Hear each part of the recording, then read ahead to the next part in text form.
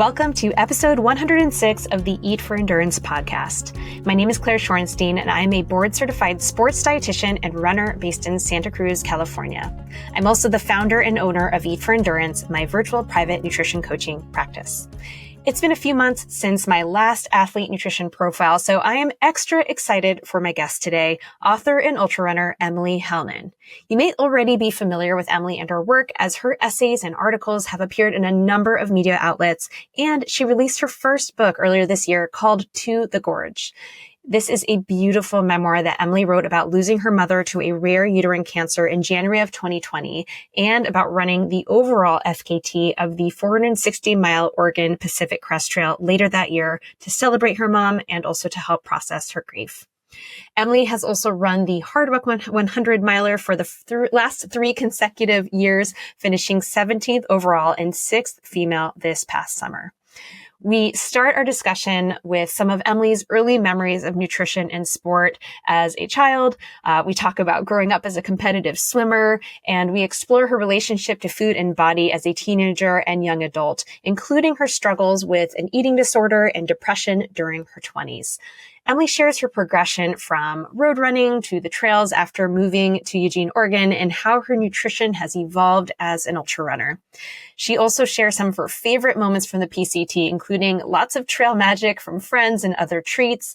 She talks about how she has fueled herself during the Hardrock 100, some of the areas of nutrition that perhaps need a little bit of work.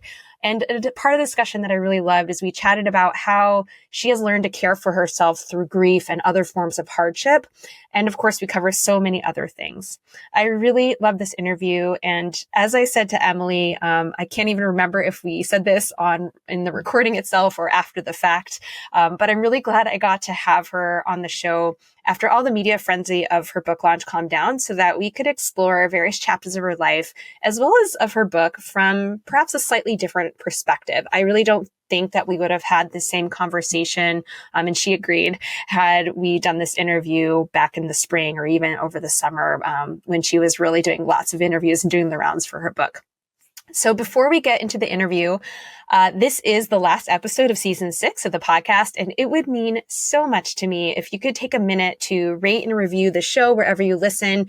If you would share it with a friend or share it to social media, don't forget to tag me if you do that, Eat for Endurance.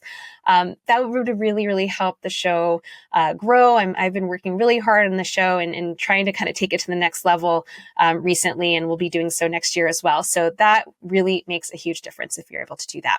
I will be back in mid-January. I'm taking about a month off to give myself a little break.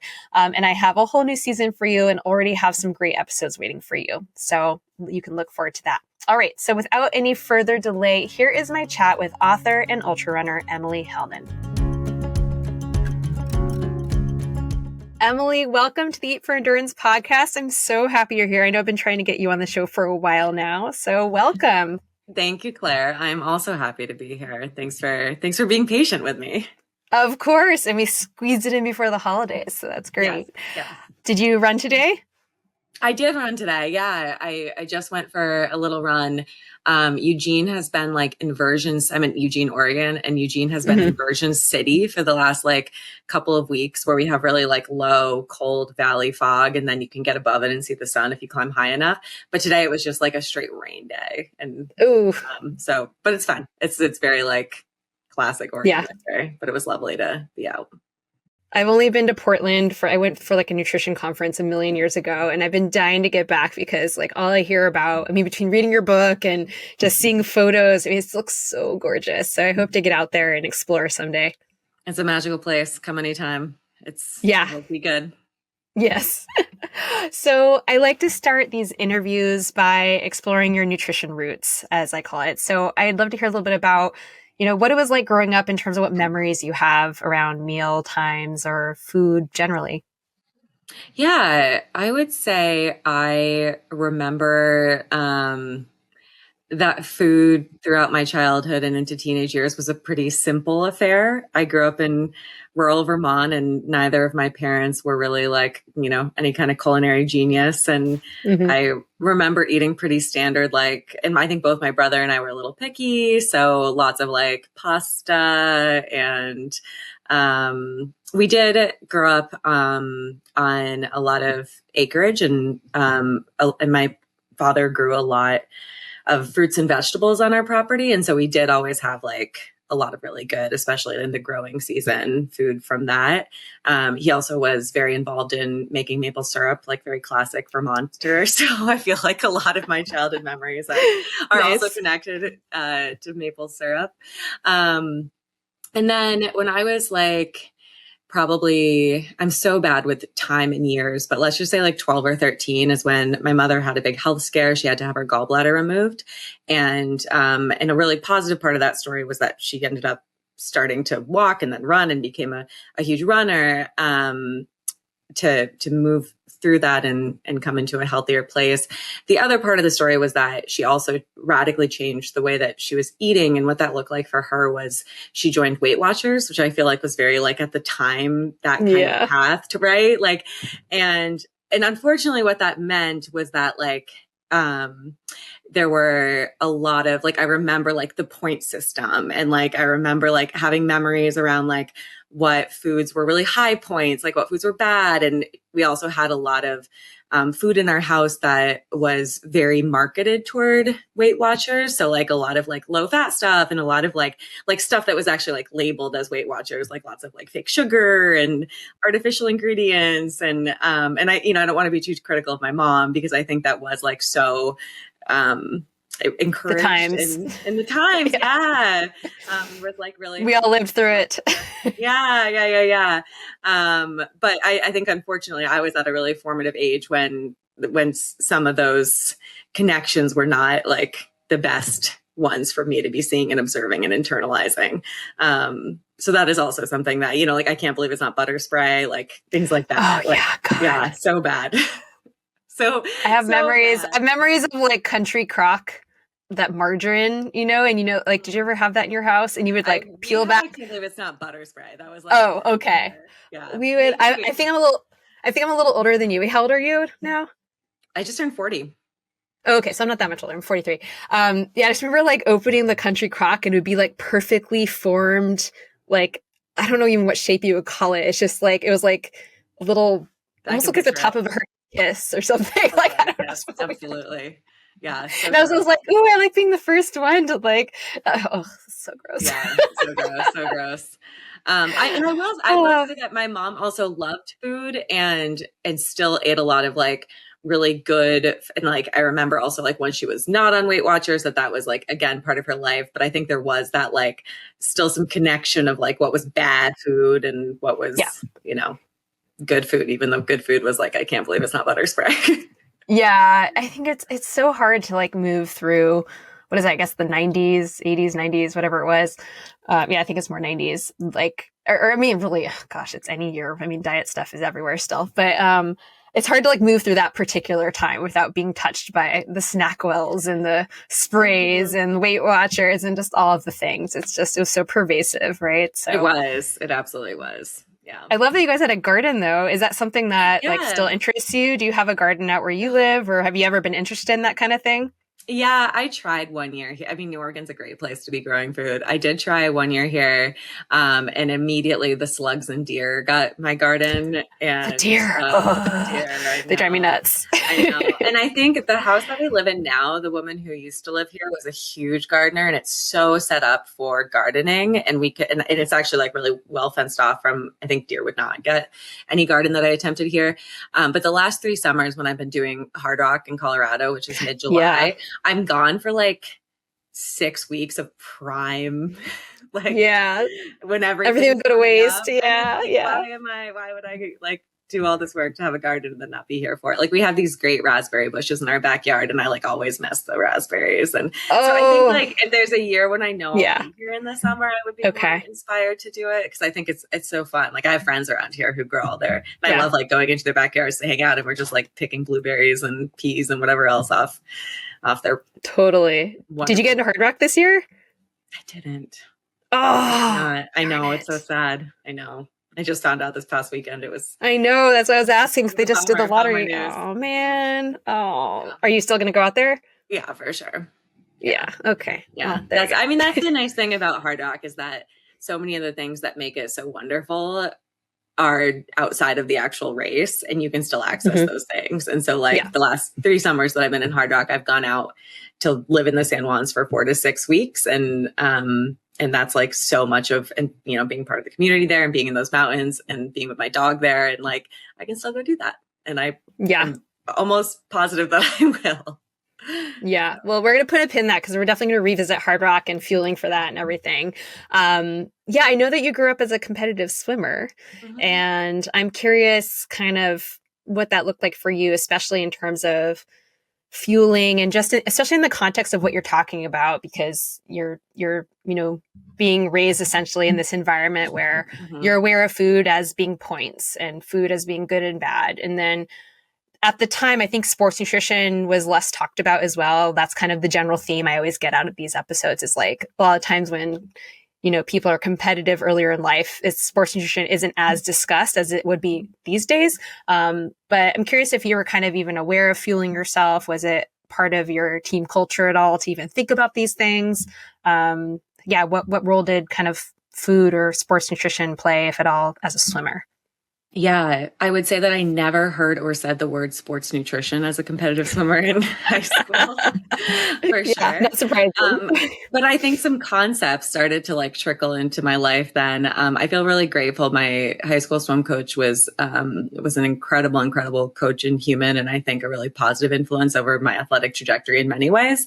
I look back at swimming and I'm like, this is why I'm an ultra runner. Like, you know, he taught me all of these things about like mental strength and like learning to love the feeling of how much you can squeeze out of yourself and that like tenacity that helps you keep going when things are hard. And so swimming was really, I think Peter, my coach in swimming, were really important in who I became as an athlete. Food wise, I also think Peter was very smart and progressive, especially for a male coach at the time.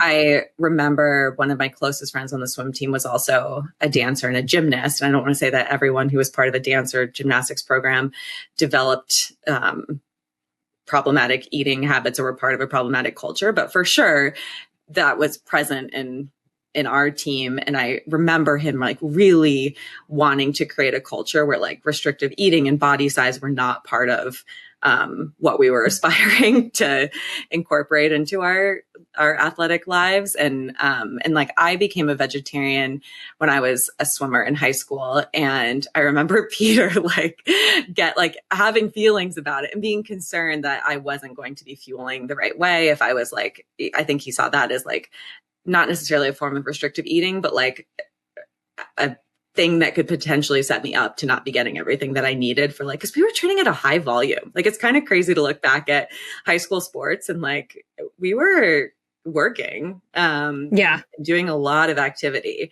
And so Peter really pushed messages of like, I don't think, you know, he was not like a dietitian or a sure. Or, you know, someone who had a degree in sports nutrition, but I really remember him like, really pressing for us to be adequately fueling our bodies, and getting like things from all the different components of nutrition. I also really remember Peter, like, I feel like he's the first person who taught me about the concept of using food as fuel to propel your athletic efforts. Like I remember he was also like kind of a sadistic coach, and he would give us these sets where like he wouldn't write down our practice on he had a whiteboard, but he would only write it one set at a time. So we couldn't like mentally prepare or save ourselves for something. So like he would surprise us with some like really hard set that we didn't think was coming because it wasn't written out, and he didn't want us to like, that sounds fun.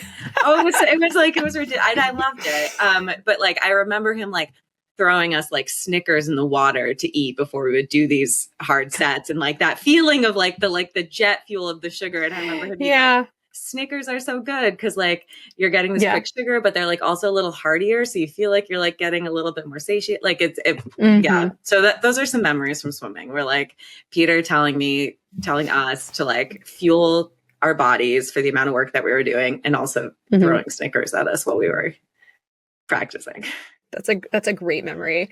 I definitely have some follow-up questions. Actually, first a comment. So I've been a runner forever. I did like cross country in high school and then eventually found distance running and trails and the whole thing. But I recently started swimming, and it has been the hardest thing ever, but also so humbling and rewarding and amazing. And I'm just in awe of people who swim, because like I could run for hours. That's fine. No big deal. I swear, getting myself through a 30-minute swim is like, every time I finish it, I'm like, I can't believe I did that. I mean, I'm in awe of you because I don't swim all these days. And to me, it's really hard. No, swimming's so hard. Why don't you swim anymore?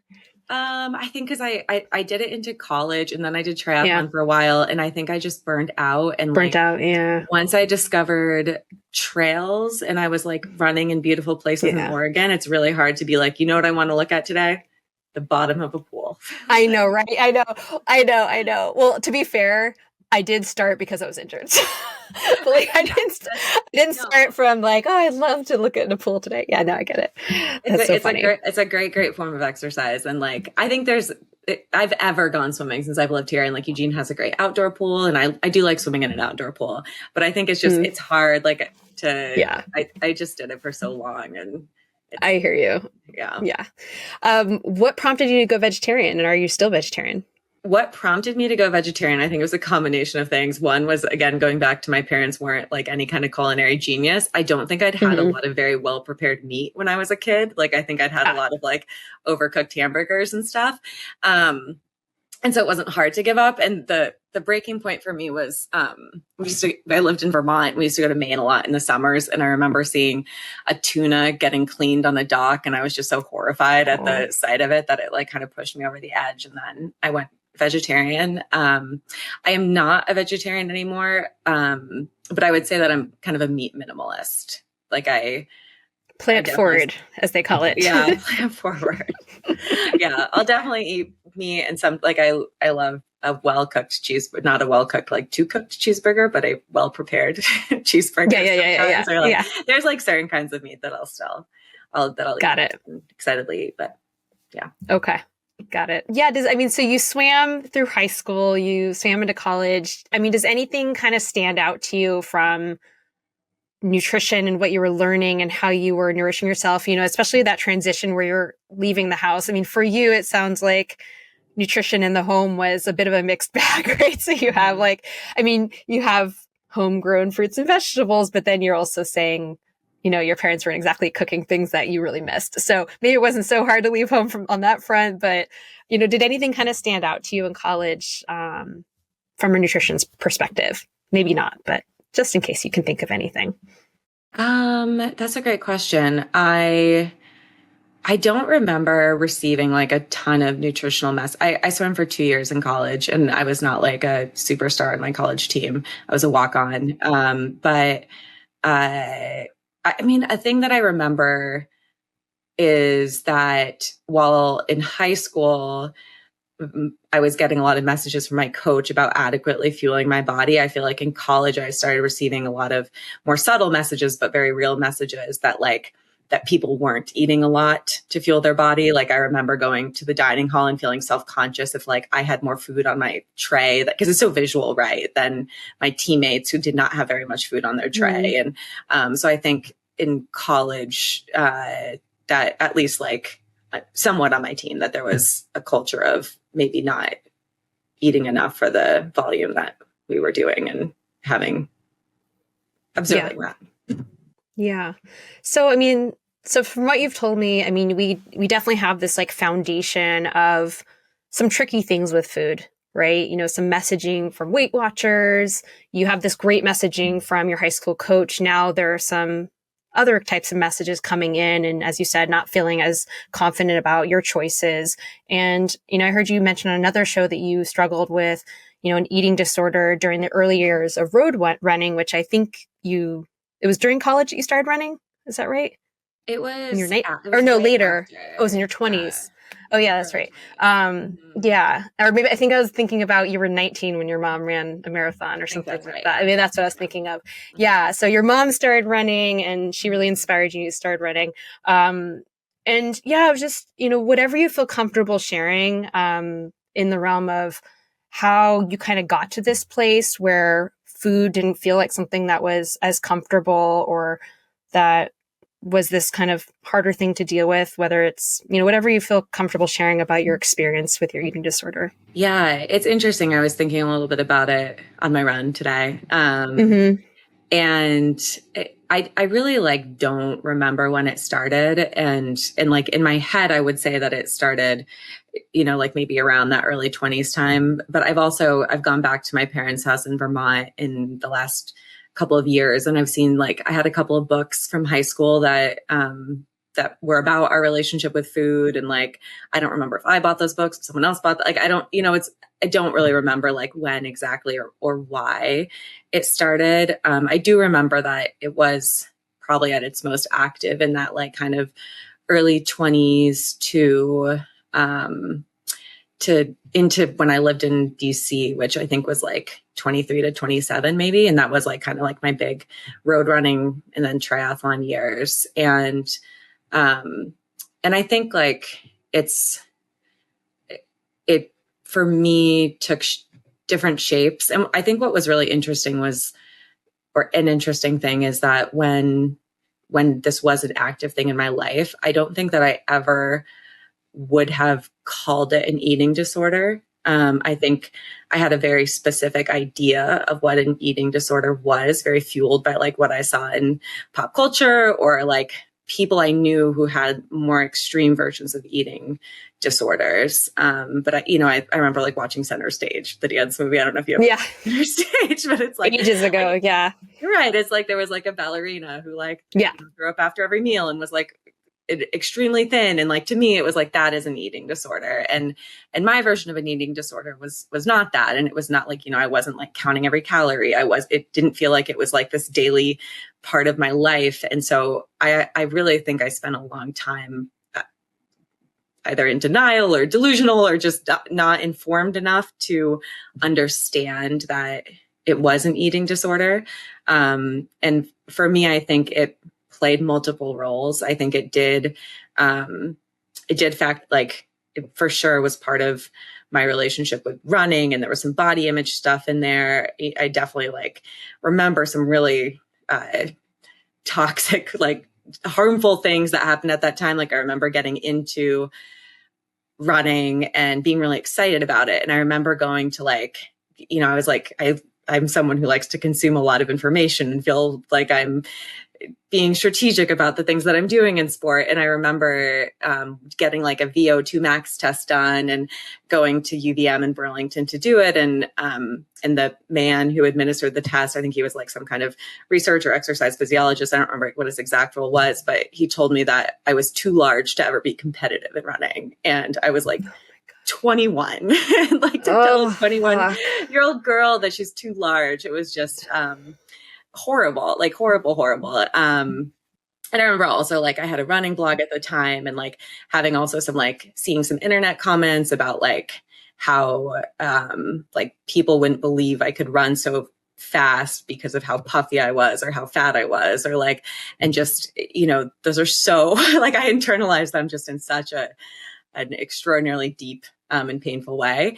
And not just those comments, but just, I think that really did factor into it. And I remember again, kind of going back to the time of I remember race weight being a really big part of the conversation around competitive running. I got the book on race weight and yeah, I was going to say there's a whole book on it. Yeah, totally. That book too. Totally. Yeah. So I think that was definitely part of it. And then, the bigger part of it really was the control piece that for me, my eating disorder was a tool to feel some semblance of control when I did not. I also experienced depression, and during those years I experienced pretty severe depression, which I don't think I even again understood at the time. And I think my eating disorder was most active. I think there was a lot of intertangling of those things where when I felt powerless from depression was when I would turn to my eating disorder to feel to desperately try to grasp at something that felt like control, even if it was not. And so that was a lot of, I guess, what an eating disorder looked like for me. And it was when I moved to Oregon. I largely moved to Oregon, I mean, for many reasons, but partially because I did recognize I was so unhappy in DC, and I don't think I understood how much like depression was at play. And I wanted to be in a place with trails and mountains. And I think I was like, these things make me happy. If I live there, I'll be happy. And in many ways it did make me much happier. And I think I thought like, you know, I've made myself happy. I've done the thing that I needed to do. But then like when my eating disorder did feel more active, I realized like this wasn't the silver bullet I wanted it to be. And I think I actually like need to get help for this. And when I made that decision, I ended up, I don't remember all what this podcast was, but I remember finding this podcast that was, I think, all these women sharing their stories with eating disorders. And like, it was such a testament to the power of storytelling. Cause I remember like I was going to visit girlfriends for the weekend and had this long drive. And I just listened to this podcast and I was just like crying in my car. Cause I just recognized so many things in these stories. And I realized how all consuming this eating disorder was. And this thing that I was like, well, I don't even really have this. And like, it's not a big deal. It's just this like infrequent thing. It was really like, wow, this has like stolen so much from my life. This has like robbed me of my ability to be present. Like I can't engage with the world and relationships. Like it's taking up so much of my head. And that was like really, I think a big wake up call for me for just how big and horrible of a thing it was. And also just like how much I needed help and how much I wanted help and how much I wanted to like free myself from this thing. Well, thank you for sharing all that. That was, you know, I think it was so important to share in that way, only to like, because you're talking about how eating disorders don't have a look, that they can morph into different things. And I can relate so deeply to that. You know, I also had an eating disorder, which took like various different shapes. I was bulimic, I was anorexic, I had like basically exercise, over dependence. I had all these different things. And I remember when I was in a college group, because I would only throw up once in a while, so I too was like kind of a subclinical, not really diagnosed thing. And there was someone else in my group who threw up every single day. And I was like, oh, she has a problem. I don't have a problem. So it's this kind of like, obviously I had a problem, but I think it's really easy, especially when we have this, image in our head of what an eating disorder, quote unquote, looks like, when truly, again, there is no look. It's easy to kind of feel like, oh, this really isn't a big deal. And then you kind of just get so sucked into it. And oftentimes, the control, the depression, the deprivation of all these things, and it is all consuming. And then you get to a point where you need help. So I'm glad you reached out for help. What did that look like for you? So you got help in Oregon, or did you go somewhere, or how did that all play out? It worked out in a fortunate way. I had a running friend here who was becoming an LMFT, and I reached out to him when I had this shit, I really do need help. And I asked him if he had a recommendation for a therapist, and he texted me back and was like, of course, if you can let me know what you're wanting to work on, it will help me guide you to the best person who will be able to help you in the biggest way. And I remember, I was at work at the time. I remember putting on sunglasses and going for a walk, and deciding to text him back. And I said, I want help for disordered eating. I couldn't say eating disorder. There was something about that safer and more comfortable. Yeah. It was the first time I had ever used that language. And I remember crying as I texted him about it. And then he connected me with the woman who is still my therapist. I just saw her yesterday, and I don't know what my life would be like without her. And I'm no longer seeing her for an eating disorder, but just she plays a very huge role in my life. And so I started seeing her and working with her, and that was what I needed. And so turning to therapy was my path out. Yeah. And I know, I mean, we haven't really talked about your book yet. I loved your book. It was such a beautiful book. And I know you had such a special relationship with your mom, and your mom was so special. And but it's interesting to me that so basically you had never really, I mean, maybe I'm misinterpreting, you hadn't really talked about your struggles with food, or you just, okay, so you hadn't talked with anyone, so not even your mom about it. No. So your mom had no idea that any of this stuff was happening? Did she sense any of it? Did she ever struggle with any of these things herself? It was really interesting when so I did tell my mom when I started therapy, and I told her that I had an eating disorder that I was seeking help for. And I had also at the time found a book that I found really helpful in putting words to my experience. And I shared that with her. And I remember having some concerns of is this going to lead my mom to have that same experience I had of hearing all this stuff of and that was not at all what happened. I don't think that she did struggle with this stuff. Obviously, she had a relationship with food that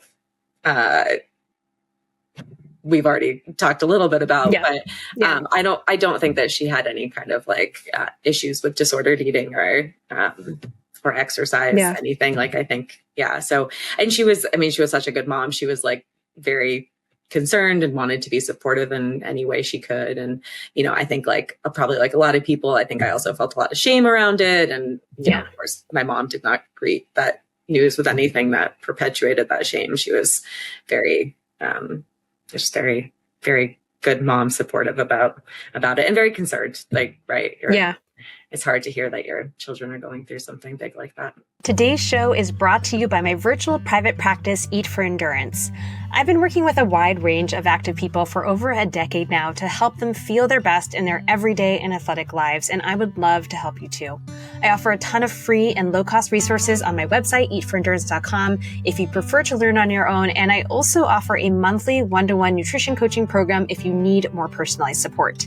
In one-to-one coaching, we explore your unique history, assess you as a whole person in the context of your busy life, and strategize how to achieve realistic, sustainable health and performance goals. We deep dive into everyday eating, sports nutrition, gut health, lab work, body image, and whatever else you need to feel and perform your best.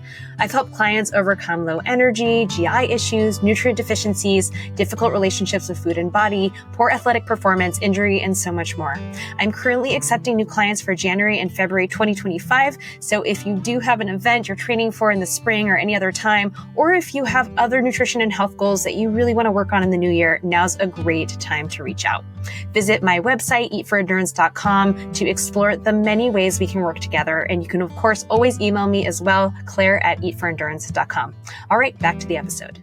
So I know I've heard you talk about, and it kind of makes sense with this backdrop of having an eating disorder or having these kind of different struggles with eating. You've spoken about this trajectory of being a quote unquote more serious road runner and triathlete, a serious athlete, I guess we can say, really fixated on times. And then, starting in a place of this is fun and this is so joyful and fun. I've heard you talk about your first marathon, and you went out a little too fast and your mom beat you and all this stuff happened. So it was a little painful for you, but there was joy, or at least it seemed, from my perspective, reading about it, there seemed to be joy in that process. And at some point along the way, and maybe this preoccupation with time kind of robbed you of that within the context of these struggles with eating.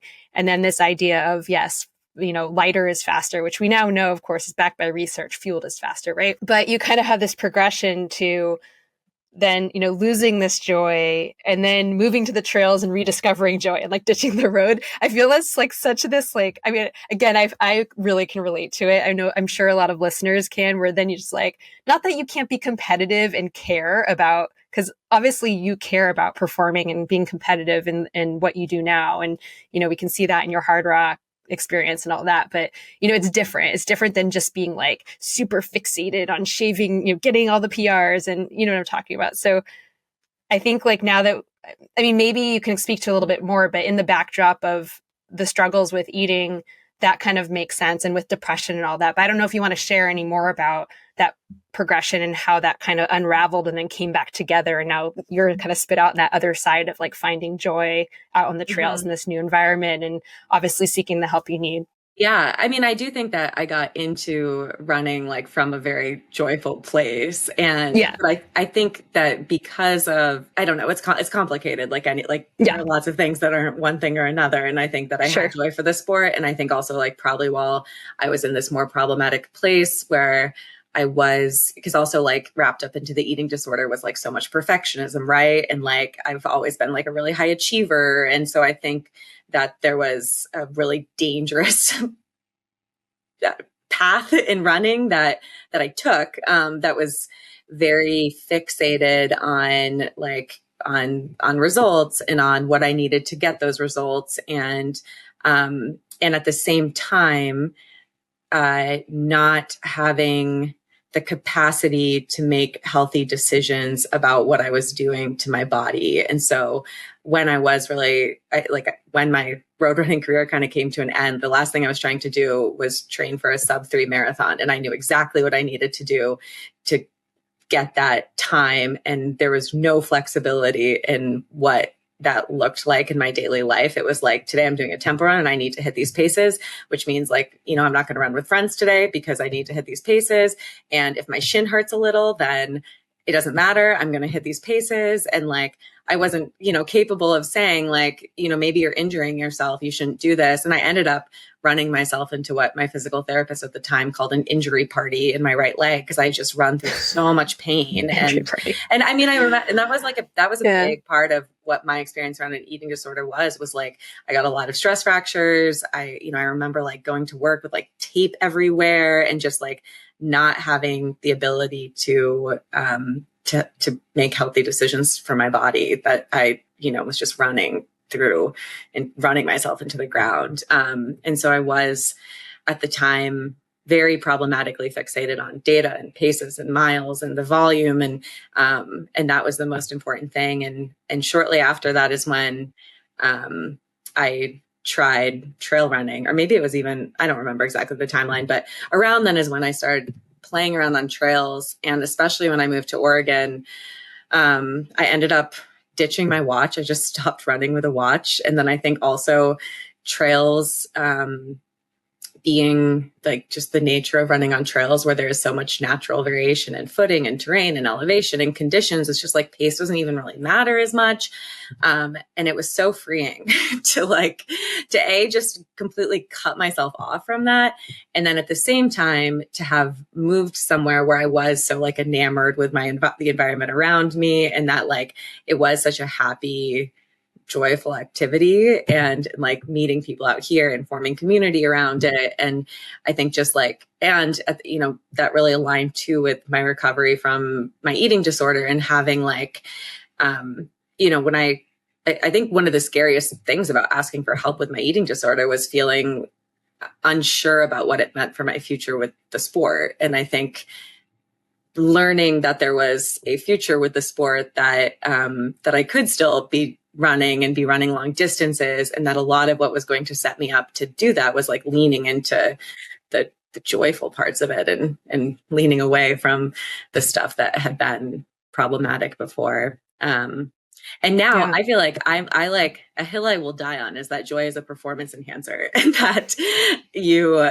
can be like, to run with more joy does not mean that you are choosing to be an athlete who does not perform as well. I think I have found that I actually perform much better. I'm much happier. I'm much healthier when I really embrace and chase joy in sport. And so you would love a dietitian named Dawn Jackson Blattner, who I had on the show, and we literally talk about, and this is like her whole thing, joy is a nutrient, and it's all about joy and infusing joy all over the place and what that means. And we go through that. So, just something to be on your radar, because you guys align there.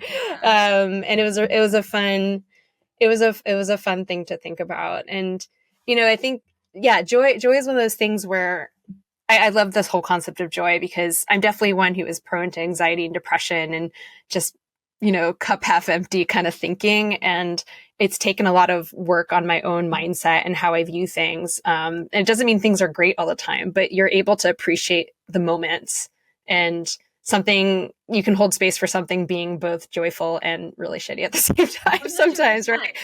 100%. Yeah. Yeah. So it's been really nice. My favorite way to do this, I've talked about this on the podcast before, is like this little nightly journal where I just like jot down joyful moments or little things I'm grateful for or whatever. And it really forces me, rather than going to bed with this, like, these are all the things, because I'm like all about, productivity, or all the things I didn't do today. And this is what all this crap happened. It's like, oh wait, no, remember this? This was so cool. Or like a smile from my little, my 5-year-old that was just like, oh, that's so sweet. Or, I'm not going to talk about the fact that she like slammed my face and almost gave me a black eye today, like whatever. So it's a nice way to just like view the things. Joy can coexist with all kinds of other emotions and experiences. And you speak really about this in your book. Yes. Yes, for sure. So yeah, let's talk about fueling now and nutrition through this time. So I know that you did have a successful road marathon, whatever you want to call it. I don't really like using that terminology, but you had a race that you felt really good about. I've heard you speak about that.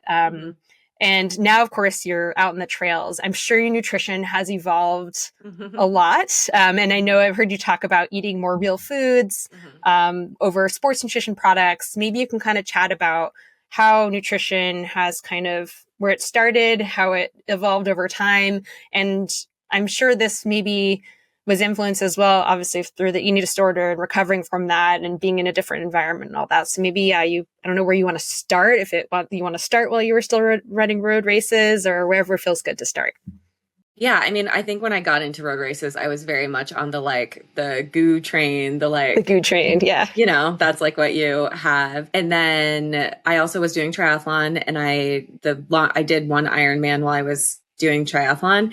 And during that Ironman, I suffered severe GI distress and could not keep anything down. And I was like mostly just, I think almost entirely just having like goos through it. And I think I have not had a goo since then. Like, I think that was like traumatized. It was just like the end of goos. And I think I still kept having like whatever shot blocks or something. I don't remember exactly when I transitioned into real food. I do remember my first few trail races, my first couple were still while I had a relationship with road running, and I was so confused by trail culture. I remember like getting to an aid station and they tried to like take my water bottle to fill it. And I was like, what are you doing? Like, the clock is ticking, like, give me that.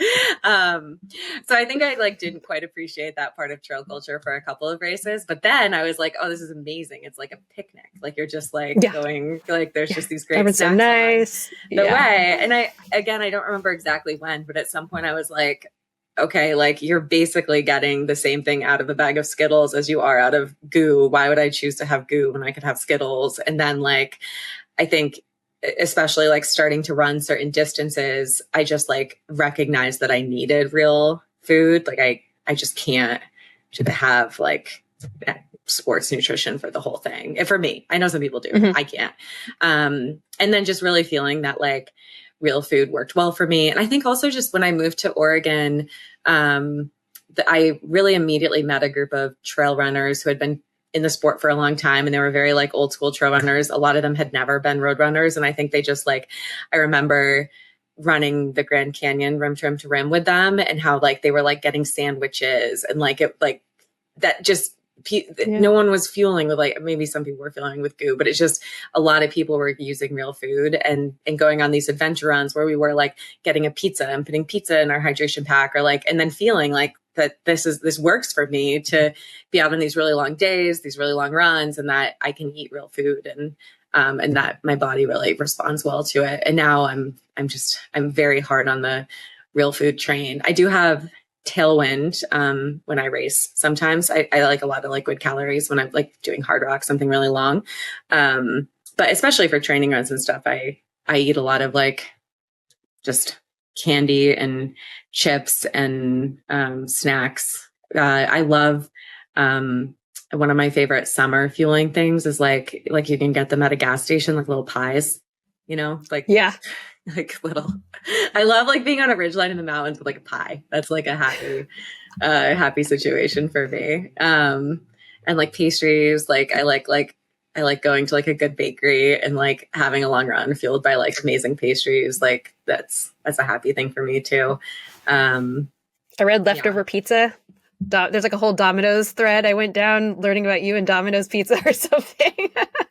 Well, it's through a lot of research. We figured out that Domino's pizza is like the sturdiest pizza that's out there. Like if you go to like a local pizza place, it's like really like probably going to be kind of flimsy. Like it might not hold it up as well the next day. Whereas Domino's is just like tried and true you can stuff it in a hydration pack and it's going to like really withstand the miles. It's still going to be good. It's like going to maintain its integrity as a piece of pizza, which not all pizza does. And so I love some hydration pack pizza.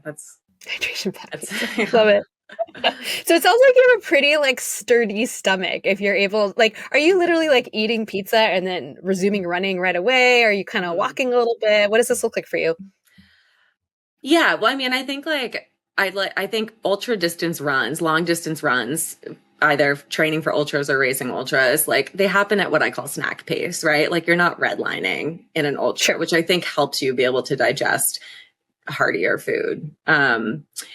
Like a piece of pizza, I'm probably like stopping at some beautiful viewpoint and like having a piece of pizza and then like moving again. But yeah, I think that I do have a pretty sturdy stomach. Not when I'm racing. I think when I'm racing, my stomach feels more challenged. But if I'm just like out on a long training run with friends, I feel like it's pretty easy to eat whatever and keep moving.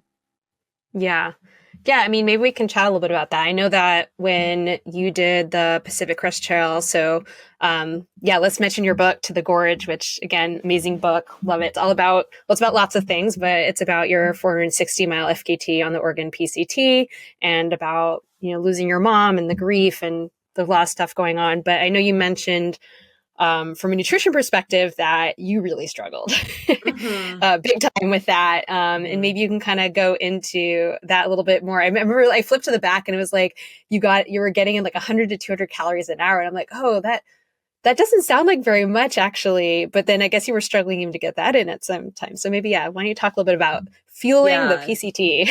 Which that's like a guess too, right? Like I wasn't like writing down my calories. Yeah. But I think that's my general goal is to be getting like at minimum 100, like, and again, like I have trouble taking in nutrition when I'm racing sometimes. And so I think like the general goal is 100 to 200 calories an hour. And also like, I think with something like the PCT, it's like I'm trying to maintain that while I'm out on the trail through whatever that is, like a bag of Swedish fish or whatever. And then like when I get to a cruise stop, I'm eating like way more than 200 calories. The same thing happens in an ultra and aid station, right? Yeah. Like on the course, I'm like having tailwind or whatever, 100 to 200 calories an hour. And then I get to an aid station, I'm having some like quesadillas and avocado and whatever that's giving me like a bigger boost. So yeah, when I was on the Oregon PCT, I definitely had trouble eating. And I had a friend who was pacing me who was like, this is your job. It doesn't matter if you like it. It doesn't matter if it feels good. It is your job and you need to do it. And so I think I was trying to do that. I was just like forcing myself to have as much as I could with mixed success. I had, again, a lot of real food on the PCT and at cruise stops. What was really working for me was like instant mashed potatoes. Like my crew would often hike in like a jet boil and be able to make like instant mashed potatoes, or if it was at a, road intersection, they'd be right there with it. Or like ramen. And my partner, Ian, would like melt like a stick of butter into the mashed potatoes or like anything, and like not tell me, but like just like try to just get like more get the calories into me. And then when something was working, it was like, foot on the gas pedal. Like there was a day when someone brought me a breakfast burrito and it was like the size of my head and it tasted so good. And like, and my crew was like, keep going, like, be like, go deep. So I think, it was a mixed strategy of all kinds of things, but just trying to like, to force myself to do it if things went down easier, like again, liquid calories, like I had a lot of like Coke and ginger ale and, soda is often like a kind of rocket fuel, and trying to have as much of that to just boost what I was getting in. But it was hard. And it was, I was averaging about 60 miles a day, and fueling for 60 miles in a day is for 8 straight days it's just it's just hard, like under I think, any circumstances, and especially when your stomach's kind of like, I don't know. And it's hard. It's so hard because I love food and I love snacking and I love like, I feel like I'm a very, if I were a dog, they'd be like, she's a food oriented girl. Like, that's how you train her. And it's always so disappointing when I get to something like the PCT or Hardrock and have trouble eating. Cause I'm like, but I like this so much. And I'm normally so good at this. And so it's so much of ultra running is problem solving and trying to figure out like, how do you, but I think like, I do really try and, like my friend said, like see it as a job. It doesn't matter if you want to do it. Like you've got to just make it happen and get those calories in so you can keep moving. Do you think like with the race setting, or in this case, an FKT, is it that you're pushing yourself, you're going at that harder effort? I mean, you're not redlining it still, but you are pushing yourself a bit harder. Do you think that's the thing? Is it altitude, as was the case with Hardrock, or what do you think it is that's making it harder for you? I think it's a mix of things. I think exertion is probably part of it. And there's definitely like times in races where I can see like your exertion was high at a time when maybe there was also heat and altitude. Like Hardrock was super hot last summer, not this past one, but the summer before. And everyone was having trouble eating, like being at altitude in the heat and being in a race environment. Like that's just kind of a recipe for food not being the easiest thing that you're doing that day. So I think it's a mix of things. There's probably something, I'm really interested in what it is. I was talking to a friend who also did Hardrock this past summer, and we both struggle with that. And I think I have often approached race nutrition as kind of like, well, teehee, I like potato chips and quesadillas and I'm fine, but like I'm not. And I think like there is like a more strategic approach I could take to it. So I am. And I also like, I would say that I don't train with nutrition in the same way that I race with nutrition. And so I think there's an opportunity to be, just that I am, like I, when I train, I think it's a very casual, like, again, I throw in a bag of candy, I throw in a piece of pizza. There's like, I don't know, I'm just having the piece of pizza when I get hungry. So you're not doing a schedule, like trying to get a certain amount in per hour. Yeah. And it's different. It's like when I race, I am like more reliant on liquid calories. It's the only time I really have them. I think I saw at Hardrock this past summer, that a lot of the women I was racing around were like super dialed with their nutrition, and they would spend like much less time in an aid. And I spent much less time in aid stations than I had other summers, but it was still a lot more than some of the women around me. And it was really interesting to see like, oh, this is what it looks like when you're like, and just, there were definitely times on the race course when like I hadn't adequately fueled myself and I suffered for it and my performance suffered for it. And there's just an opportunity, I think, to be more strategic with it if I want to perform it a certain way. Yeah, for sure. Especially if you're not training with some of the stuff they're talking about. Or like, like you said, train it like both like what I'm having, like having a certain strategy or approach for it, and and practicing that before it becomes time to. And I think I've just always kind of counted on like, this is fine, and I'm casual about this. It will be fine. And I think that doesn't always hold up for 30 plus hours of racing. Yeah. Do you think that some of that might stem as like almost an overcorrection from kind of where you entered trail running? Because like you were so like, to me, it sounds like, oh my God, I was so rigid, so inflexible. Now I need to be like loosey-goosey with everything. But that's not good either, right? So you want to like find this happy medium where you are strategic about what you're doing, but you can problem solve. You can be flexible because you have to be on race day or just any time as an ultra runner, as you said.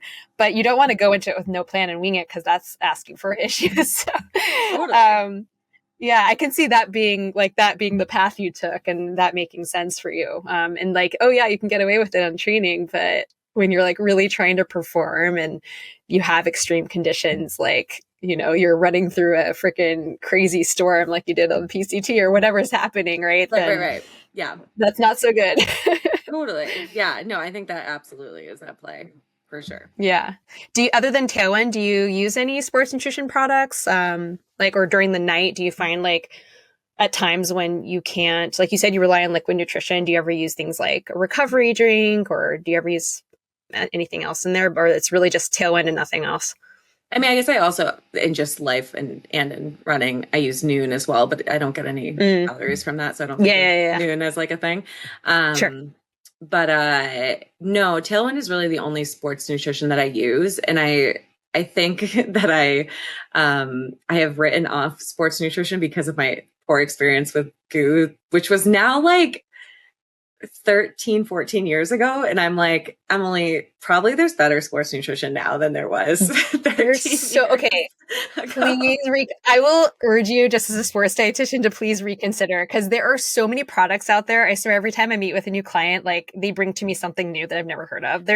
And some of them are total garbage and they suck, but like there's a lot of really great stuff out there that like it can be overwhelming for some people who are especially like new to sports nutrition, but I think it's great because there's something for everyone out there. I too like could not stomach goo and that like thick, sweet texture, but there are thinner gels, there are unflavored gels, there's like all kinds of stuff. I do think that, like not everyone really relies so heavily on it, but it does have a helpful place just as like an option in case everything else is not working. So you might want to, explore it. That might be a fun thing to kind of try out. No, that's my plan. I am okay, cool. Hardrock this year, like again, observing like just how having a more dialed approach to nutrition was a beneficial thing for your performance. I'm saying this as if it's this like brilliant insight into racing. But it was something that hit me harder this year than it has during other events. And I definitely was like, all right, Emily, it's time to like revisit sports nutrition, give it another chance, explore a little, like, see if like go on like blind dates and see if there matches and blind nutrition dates. Yeah. I mean, you did great though at Hardrock. That was kind of your best finish. You finished like 17th overall and 6th female, I want to say. So that's awesome. Congrats. Thank you.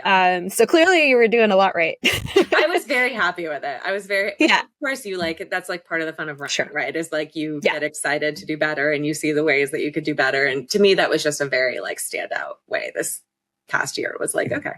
And it was not the first time I've been like, you need to improve your nutrition. But this year I felt like, here's the thing that you should do. I personally love it when I see someone with like massive gaps in their nutrition from the perspective of like, oh my God, we can make so much progress. This is great. It's not that like, I don't love that you're suffering or that you feel like crap or whatever, but I'm like, look at what we can do. This is wonderful versus someone who comes to me like supposedly dialed and we're just like, what's wrong?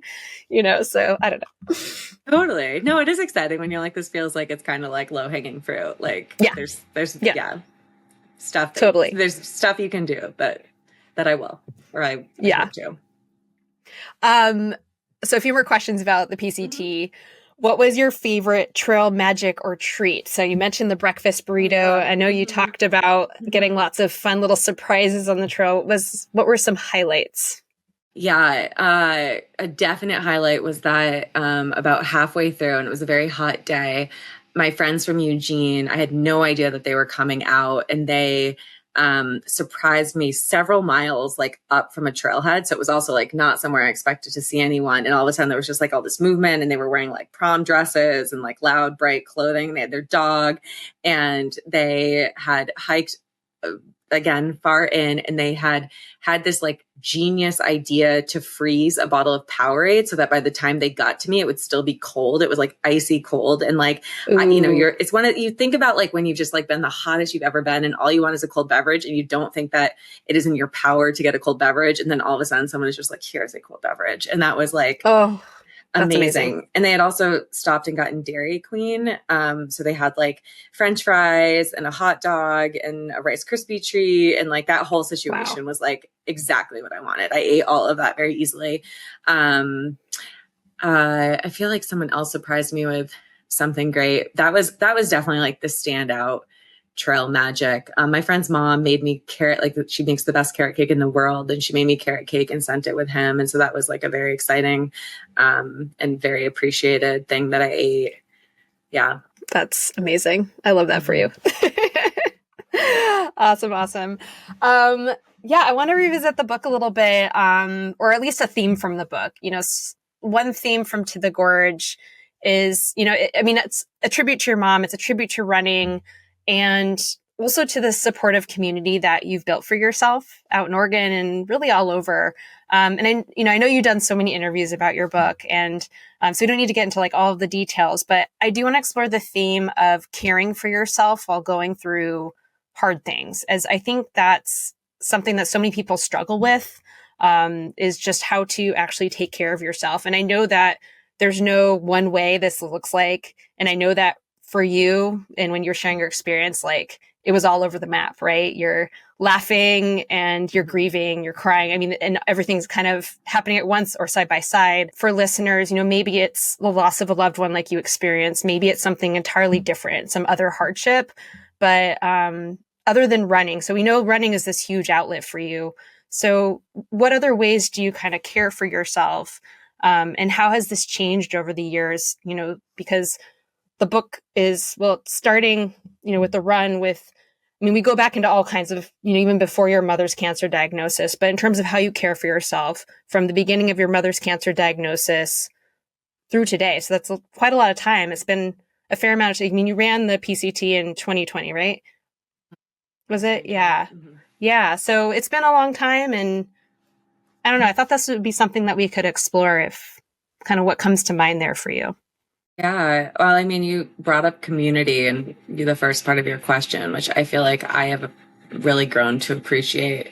That community and connection is such an important part of how I take care of myself. And like I've had a couple of hard things this fall that when I think about like what helped me cope with those things, the first things I think about is like reaching out to friends and having them meet that outreach with an offer to like go for a walk or get on the phone, and just like how extraordinarily helpful and like just incredible it is to feel that connection when you're going through something hard. And whether it's someone who's just willing to listen to you or just sit with you, or maybe you're not talking about it at all, or someone who knows exactly what it feels like and is relating to you and connecting to you through that. I think just like any kind of that human to human connection is something that I have found is just a huge part of how I get through hard things and take care of myself through hard things. And just the people who are really embracing the people who are willing to be next to us through our hardest things. And, that's such an uncomfortable place to be with someone else's pain and to see and feel someone else's pain, and just how extraordinarily valuable those kind of people are in our life, who are willing to endure that with us and love us through it and support us through it. So that's a huge thing, is just like really, leaning on and learning to accept that support, right? Like to ask for it and to accept it, and to seek it and to let it in. And then, like the joy component too is such a big thing, right? And that appreciating that joy is such a necessary thing that does help buoy us through so much. And that, like, I think I felt a lot of guilt about feeling joy when my mom was diagnosed, when my mom was sick, when my mom died, and like recognizing my mom was someone who, I write all about this in my book, but my mom was someone who really chased and embraced joy through her hardest thing, which was getting diagnosed with cancer. And I saw how much that helped her get through what she was going through. And it really, like, it gave me permission to do that myself. Like, it was both like this invitation, this encouragement, but also this permission slip I needed to look for things that gave me joy, and appreciate that, that it didn't, like, it was not something I needed to feel guilty for, that I was looking for joy while also there was so much suffering going on, both in my own life and in that those of people I loved. I think also like being compassionate with myself. And going back to like running, I think sometimes running is a really helpful healing tool for me. And at other times, I think stress is stress. And when we're experiencing a lot of stress, we might really feel it in our bodies, and things like running might be really hard, and we might not have the same capacity to maintain the same relationship or the same volume with running. And I think like I have learned to really be gentle with myself when that's the case, and to really allow myself to let running play whatever role it needs to play, whether that is that I really feel that I'm getting a lot out of running, or that I need to take days off or step back, scale back running. And I think like just letting that be okay, and letting that, and just being compassionate with myself for whatever that need is. And then also I think like nourishing myself, like, remembering to like eat and drink water and sleep, and like all the things that can become a little harder when we're enduring so many hard things, whether that's grief or something else. I think like really remembering to just like let the basics, to hold on to the basics and practice them and maintain them through that kind of stuff. Yeah, totally. And, the joy piece, I mean, like what you just said about your friends showing up in prom dresses, or I know a part of the book where Ian's wearing a tutu, skiing, or I think like silliness and playfulness is such a key piece, it seems, for you. And it's part of that joy, or in your friends. And clearly you're choosing to be with people that have this kind of playful side that brings out kind of the joy and the laughter and kind of lifts things a little bit. Not that it solves problems, but it helps. And so I think that seems to be an important thing as well, which is really nice. Yeah. Are there other activities, whether it's like let's say you can't run? Clearly you're a writer. I don't know if you enjoy reading, or what other activities. Are there other things that you, like I always talk about with my clients, kind of cultivating these other tools in their toolbox as coping mechanisms, because exercise is wonderful, but it can't be your only outlet. And you beautifully described that. Are there other kind of activities that you enjoy? I'm sure being with your dog is probably one of them. Yeah, oh my God. I can't believe I didn't list my dog and how I get through hard things. That's why I just did, because I know your dog is so important to you. And he's like 100%. I say that all the time. I'm like, I don't know how I'd get through life without this thing. Yeah, Dilly, he's like on the floor right now with me. He 100% is a big part of it. Other activities for sure, writing and like journaling, reading. I think when I can't, if I don't feel like I have the same capacity for running, I think getting outside is still really helpful. And like walking is something that I really appreciate and will do. Trying to think of other activities that are kind of, being with Dilly for sure is something too. Yeah. So aside from kind of the sports nutrition thing we talked about of, what you want to work on for yourself, are there other things in nutrition, whether it's everyday nutrition or other parts that, you feel like you want to work in, or maybe you have it all dialed in? I don't know, but are there other things that kind of stand out to you that you struggle with, or maybe not? I'm just kind of exploring that area. I don't know if this is this is probably not where you're asking at all, but a thing that that my partner and I, Ian, talk about all the time is we live so close to a grocery store, and we fall into this trap of like, we can just shop for like every dinner as it happens. And like, we forget that it's like in our abilities to like not have to leave the house every day to get food. And we could just like prepare like a week at a time. Like we just like prepared for like 3 days this week. And we're like, oh my God, we don't have to go anywhere. This is amazing. When I go to Silverton for the summer, Silverton is like an hour from a good grocery store. And I have to actually like shop for like a week or more at a time. And I'm like, I don't remember how to do this. This is not something that, so that's a thing that I want to work on, is just being more prepared to not have to leave the house every day to get the food that I need for my eating and body. Well, I think it depends on you, because some people like kind of, if your schedule has the flexibility and you have the time and you enjoy shopping and having everything be super fresh, like maybe that's not a negative. But for some people, you're like, there are other people that hate the grocery store and they don't want to do it and they don't have the time. So this is where it's like, it depends on the person, right? So it sounds in your case like you don't want to leave the house. So I don't want to. It sounds like it's like 5 p.m. Like I just want to be like with my dog in my pajamas. Even though it's very close. But I that's the best answer I think I can think of for what I would do to change my current nutrition. But So are you, in terms of your writing and everything, are you kind of working from home? Do you travel much? Like what does life look like now that you're, you got your book into the world? I know you got the book out. So we're recording in December. Actually, no, this is coming out next week. So December, and it came out in, was it May of 2024? Yeah, May 7th. Okay, what does life look like now that you're a published author? Largely the same. Yeah. Yeah. So I do a lot of writing in addition. I kind of have Hmm. two different buckets of writing. One is like Emily writing that I really care Yeah. about, like my book and other essays that I Yeah. do. And then the other writing is like what lets me be an adult in the world. And not that I don't care at all about that writing, but there's like kind of like freelance writing and then there's like creative projects writing. And so right now I'm like heavy in kind of freelance writing projects, writing, and I do all of that from home. I actually became a freelance writer after I got into Hardrock for the first time because Oh, neat. I didn't think I'm sure my current employer would not have given me the month off that I wanted to go live in Silverton and train in the San Juans. And for people who aren't familiar with Hardrock, there's this whole lottery system around it. It took me like 8 years to get into it.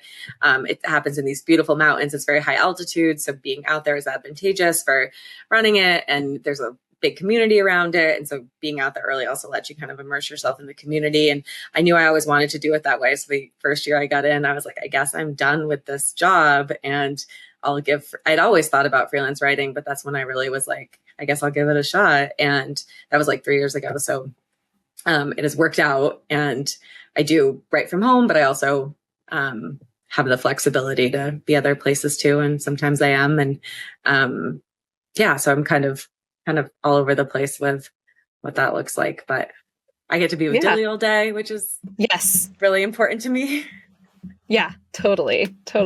I get to run at the times that make sense to run. It was just also, it's so honestly, one of the best parts of this has nothing to do with nutrition, but one of the best parts of going full-time freelance is that in the winter, I'm able to run when it's light out. And I feel like for mental health, it's been so incredibly helpful to be able to get that daylight every day or nearly every day. It's like, huge. No, I remember that back, I mean, it's ages ago, but back when I used to be a clinical dietitian or even work a corporate job ages ago. And like, you'd wake up in the dark, you'd run in the dark. It's the only way to get it in, or at night. And of course, and there was like safety issues or I don't know. It was horrible. I hate the dark. Totally. Yeah. Awesome. Do you have any kind of races that I mean, I know you didn't get into Hardrock. Do you have your sights set on anything else in 2025 or any kind of bucket list races that you want to run at some point or any other big projects in 2025 you're looking forward to? I'm still figuring that out. Like we discussed, I just found out on Saturday that Hardrock is not in my future in 2025. I think it's highly likely that in 2025, I will flirt with the 200-mile distance, whether that's in an actual race or in an FKT. I've been curious about it for a long time, and it feels like this might be the year to do it. It feels very like intriguing and exciting to me, and I think it's something I could have fun with, and I have the space to do it this year. So I think that's probably what I'll do, something, and it's less than half the distance of what you've already done. So. kind of. I know it's not quite the same, but yeah. But I mean, 200 miles, 460 miles. I don't know. Doing the 460-mile run gives me some stuff to work with in the 200-mile run for sure. Yeah. Well, it's different than when you went to the PCT having only done 100 milers, right? Very different. Yeah, it feels different. So you got a little more confidence going into that, I think, or at least I think you should have. Awesome. Well, we're going to do some quick bites questions and I will send you on your way. What is your favorite post-race meal or snack? I mean, probably like cheeseburger, fries, milkshake kind of thing is like usually what I want. Often not immediately after, which is always a disappointment, but I feel like that's like often what feels really good. So you're not the person that's like halfway through the run thinking about what you're going to have after the run? I am, but again, the racing has, especially, it's like post-race. I ran, there's this 40-mile trail around Mount Hood, which is beautiful, the Timberline Trail, and I ran that with a friend this summer, and I swear we were on mile like 8 when we started talking about what flavor blizzard we were going to get after the run. So it was, for sure I am. But I think during races, it gets, but. Yeah, my husband has a rule that we're not allowed to talk about food until a certain point in our long run because it just makes him mad. He would not be running with me. Meanwhile, I just want to talk about everything I'm going to eat from mile 1. So. Yeah, it's a problem. What was your worst race nutrition experience? Probably that Ironman. That was so bad. Yeah, that the sounded pretty rough. I just couldn't keep anything down. I couldn't keep water down. My Oh, poor, oh yeah, it was so bad. I did the Ironman Lake Placid, and the run course was this 2-loop course. And I went by my mom, and I think I said, like, I can't keep anything down. And she was such a mom and was like, you don't have to keep going. You can quit. And like, she was so worried about me. Yeah. but you finished, right? I did finish. Yeah. Were you in the medical tent? No, I wasn't. So that's good. That's surprising. Okay, well, that's good. You could keep water down. Maybe I should have been. I don't know. Yeah, it was. Yeah, I don't know. I've been to Lake Placid once, and definitely not for an Ironman. It's just for fun. It's beautiful there. It is beautiful. It is beautiful. Yeah. What has been your biggest cooking catastrophe, if you've ever had one? Or maybe gosh. Ian's had one.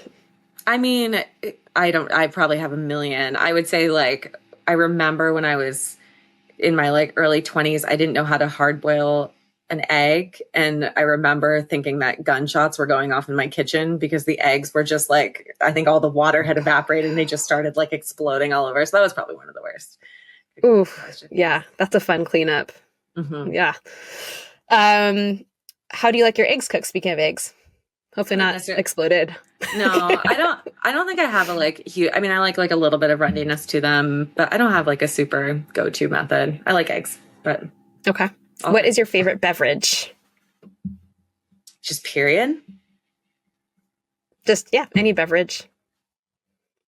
Probably coffee, like the morning coffee. You can list multiple if you want. Huh?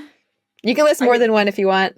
Okay. Well, my morning coffee is important to me, which we make in like a mocha pot, and then we have like a milk frother. So we do a whole like frothed coffee situation. I love that. One of the best parts of the day. I really have developed a fondness for root beer in the last like 6 months. I would say that, especially like hot weather running. Yeah. Like a root beer, that's like a really satisfying beverage for me. So are you a root beer float kind of person? Or is it just the root beer? I had like forgotten that root beer floats existed, and I went to a friend's house this summer, and he has 2 small children. I like showed up with a 6-pack of root beer, and he texted me afterwards to be like, we're having root beer floats. And I completely I was like, light bulb moment of, oh right, root beer float. So yeah, they're delicious. Typically just root beer, but yeah, I think the root beer float is next. Yeah. I actually forgot about root beer for a while. My parents are like, they love root beer floats, or my mom does. And then I was at was it a 4-year-old birthday party? And the 4-year-old requested, instead of a cake, root beer floats. And I was like, that is such an odd choice for a kid. That's like and all the kids were really upset. They're like, just give me the ice cream. They did not want the root beer. I'm like, that's a really specific flavor. Yeah, it's a really, but delicious. But I can see how for like a small child, it's not necessarily what they're looking for. But I'm a fan. I do love root beer. What are your comfort foods? Comfort foods. Good question. I haven't thought about the concept of a comfort food in a minute. I don't even know. What are your comfort foods? Cereal. That's a good one. I don't know. I mean, I think people tend to like equate comfort foods with something that's quote unquote unhealthy. And that's not what I'm meaning by that. Yeah. But maybe something, I don't mean like, cause like often people like mac and cheese. And I'm like, I don't really mean that so much. I mean, I guess you can interpret that way, but I don't know, something where like, maybe like, I don't know how to describe it. Like if I'm just kind of like, cereal to me is just something where I just like, if nothing else sounds appealing, and it just something that really just makes you feel good. Or ice cream, probably for me. I don't know. Mm-hmm, mm-hmm. Or just something that you always find yummy. That's kind of how I think about it. Yeah, I mean, like peanut butter is one for me. That's like a go-to. I mean, cereal too is like it feels important to always have around. I don't know. After the conversation, you're like, of course it's this, Emily. I mean, we always keep like a hack that we have discovered is we almost always have cookie dough in our fridge or freezer. So every time we have cookies, they're like warm and fresh. And so I would say that is maybe one of my comfort foods, which I mean in a like, I love this, not in a like healthy kind of way. Just yeah, like totally. The warm cookies is. Yeah. I used to I'd make a big batch of cookie dough and then I would freeze it in little balls and then just put them straight in Yeah. the oven. Then you have a batch Yeah. of cookies whenever you want. I haven't done that in Yeah. forever. I need to do that. Thanks for Yeah. It's reminding so, me. it's such That will a, be essential. one of my good friends we used to live with does it. And it was just like a genius thing. And now we've totally stolen it. And I also would love just it. eat the cookie dough frozen sometimes. I mean, I that think happens half too. the time I'd be like, I don't want to wait for this to cook and I will just eat it. I mean, for sure. It was There's also a lot of dough delicious. eating. Yeah, for sure. Though I know technically you're not supposed to, but whatever. I never got sick. What is your favorite ice cream flavor? So hard. I mean, I'm a Ben and Jerry's girl because I'm from Vermont, but also I'm in Oregon and Tillamook is also wonderful. Yes. Yeah. I mean, Ben and Jerry's, my go-to is probably some form of half-baked, the one that's like got both brownie bits and cookie dough in it. And like there's variations of it where it's like peanut butter cookie dough or like any of the half-bakes are really good. Yum.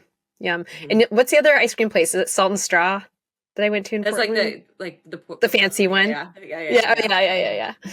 That was Also that great. was kind of crazy. Some of those flavors were interesting. Yeah. They get wild. They do get wild. All right, last question. Top 3 items of gear that are most essential to your active lifestyle. Gear, not nutrition. Gear. Gear. Dilly is one of the most important things that's part of my active lifestyle. Love that. Do you run with Dilly all the time? A lot, yeah. He's so capable. How far can you run? So far. Wow. His longest run is 40. He's done the Timberline Trail with me twice. Yeah. What? Yeah. In one go did 40? Mm-hmm. That's amazing. Wow. So cool. And I made that decision after he'd done like a number of runs over 30. Sure. Really good. And like the time I did it, I had like bailout plans and he was so good. And like the next morning I was like eating macaroni and cheese on the couch for breakfast. And he was like, so 40 miles was yesterday. When are we going to start playing? And like, when I go out to the San Juans, he does like every mile with me of my peak training. He's so capable. That's amazing. It's so fun. That's so cool. I don't really know anything about this kind of stuff. Like, do you like our dog? Like, do you train the dog to like train up to like slowly build up to that? I mean, I know it's not the same as like humans, but how does that work? Kind of. I mean, we got him when he was a puppy, and you're not really supposed to start running with him for a year. So we did that. But it also feels silly because he's a cattle dog mix and he's got a lot of energy. So when he was a puppy, he was just like raging, and we're like, well, it's funny we're not taking you on this gentle jog when you're like, tearing it up everywhere else. But yeah, I think we try to be mindful of of that he can't be that different than us. And like, I would not have taken him on a 40-mile run if we had not spent like some months. Like he basically is always doing my training cycles. So it feels like he's just kind of like, gets in shape to do certain things. And we try to be mindful of and pay attention to him because he can't always tell us how he's feeling. So yeah. Okay, so this is a sidebar, but what are Dilly's favorite snacks on the trail? Dilly. I don't know anything about this. Loves what? He loves snacks on the trail. He loves pizza crust. So if I'm having pizza, he's like, I get pizza crust, which he's like looking at me as I say pizza crust. I usually bring like a salty snack for him. So like peanut butter pretzels or like goldfish crackers or Cheez-Its. Like he's going to be happy with all. Dilly will eat anything like cheese. Like I'll bring string cheese for him sometimes. I mean, he loves trail days because he gets to just be this like feral little dog. Because a lot of like when we're in like the San Juans, there's no one there. So he's just like off leash running around, like being a happy, wild little self. And then also like having snacks. And it's just like, he's a happy dog. Yeah, I think that covers it for your favorite snacks, right, Dill? So you're muling for your dog. You're carrying all his snacks too. All right, so Dilly and 2 other items of gear or whatever things you need for your active lifestyle. I mean, snacks I think are a really important thing. Yep. Yeah. And I don't know. I feel like everything else I'm going to say is really boring. Like my shoes. That's okay. I'm in Oregon, so like having like a, Houdini type layer is really important. My hydration packs. Nothing very exciting. Awesome. That all works. Awesome. Thank you so much for this, Emily. This was really, really fun. Like meeting you and hearing your story and just learning all the things. Where can everyone find you if they want to check you out and buy your book, To the Gorge? Yeah, To the Gorge, available everywhere books are sold. And you can find me on the internet. In most places, I'm Emily Sweats, like perspiration. And my website is emilyhalnon.com, which is not always super updated, but it's there. And I'm now on the Blue Sky thing as I think Emily Halnon, but I don't think I've posted yet, but in theory, I might someday. Emily Sweats or Emily Halnon is pretty much where you can find me. Awesome. Thanks, Emily. Have a good one. Thank you so much. That's our show for today. Thanks again, Emily, for sharing your nutrition story with us. And before you go, I have a favor to ask you guys. If you're enjoying this podcast, would you be willing to share it with a friend or on social media? I would also appreciate it if you'd leave me a 5-star rating and review if you're enjoying this show, and be sure to hit follow or subscribe wherever you listen so that you don't miss an episode. Lastly, I have some affiliate codes that you can use to help support my free content.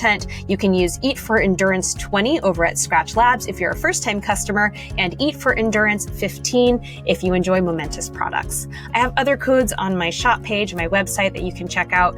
By the way, these brands are not podcast sponsors, but affiliate codes really are an easy way to support me with your normal shopping. So in case you're interested, that's a great way to support the show a little bit. I also have a Patreon page that I have linked in the show notes, and you get some great merchandise and other discounts on my products, and it's just a good community to join, again, if you're a fan of the show. Thank you so much. I hope you all have a wonderful holiday season, and I will see you in 2025.